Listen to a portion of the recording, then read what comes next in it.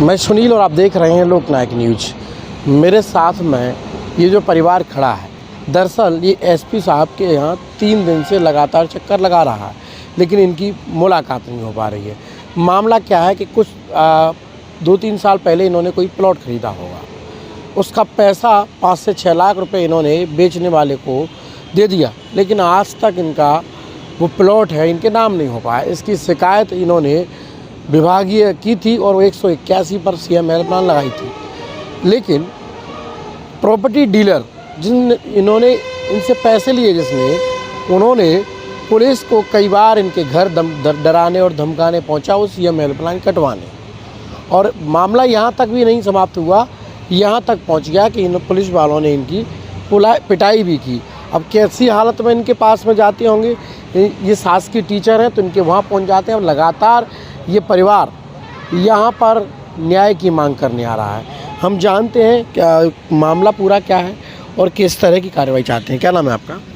नाम पुरुषोत्तम सिंह जाट। कहाँ से हो आप? मैं भरतपुर जिला भरतपुर राजस्थान, गांव छोकरवाड़ा कला।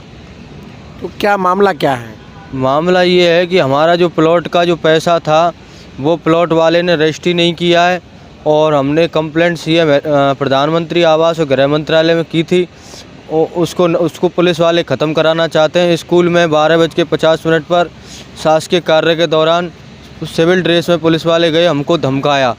उसके बाद 20 तारीख की रात 6:50 मतलब 6:45 बजे हमको वन विभाग के सामने घेर कर एक आगे स्कूटी थी, पीछे 3 मोटरसाइकिल, कुल 6 पुलिस वाले सिविल ड्रेस में, जिनमें 4 के नाम मैं नहीं जानता, पहचान लूँगा। 2 के नाम पता है, आनंद शर्मा, पुष्पेंद्र कुशवाहा, ये अम्बा थाने के हैं।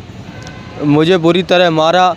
मेरा रूरल साहब पूर्व एसडीपीओ के कहने पर जितेंद्र नगाइच ने मेडिकल करवाया, उसके थाना प्रभारी ने, और मैंने थाना प्रभारी को बात बताई तो उन्होंने बोला हमारे पुलिस वाले अच्छे हैं, वो किसी की मारपीट नहीं करते हैं। उसके बाद मेडिकल के कागज़ छुपा लिए। मैं रात 10 बजे एम्बुलेंस लेकर सीरियस की हालत में, क्योंकि कागज़ मेरे छुपा लिए थे, रेफ़र का कागज़ छुपा लिया, मेडिकल छुपा लिया, तो मैं किस हालत से हॉस्पिटल में भर्ती होता। तो फिर मैंने एसपी साहब के दरवाजे पर गया। एसपी साहब अचानक कहीं से आ गए, मेरी किस्मत थी तो एसपी साहब ने मेरी एमएलसी करवाई और फिर मतलब मेरा मेडिकल करवाया, तब जाके मुझे आराम है। एसपी साहब ने सवेरे बुलाया।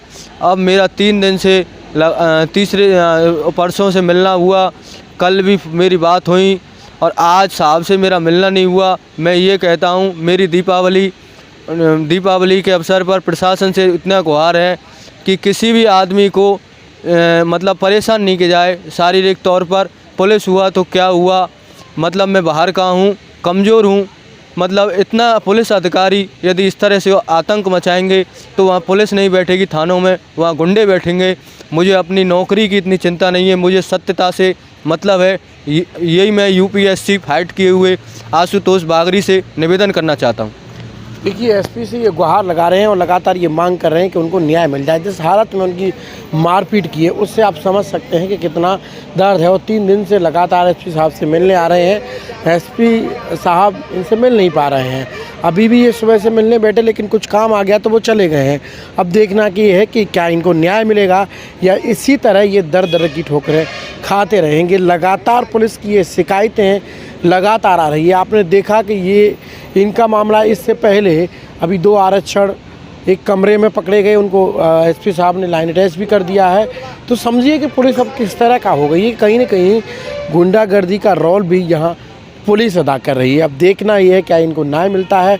कैमरा पर्सन ऋषिकेश के साथ वीडियो रिपोर्ट, लोकनायक न्यूज, मुरैना। लोकनायक न्यूज को सब्सक्राइब करें, लाइक करें, शेयर करें, साथ ही साथ बेल आइकन का बटन जरूर दबाएं।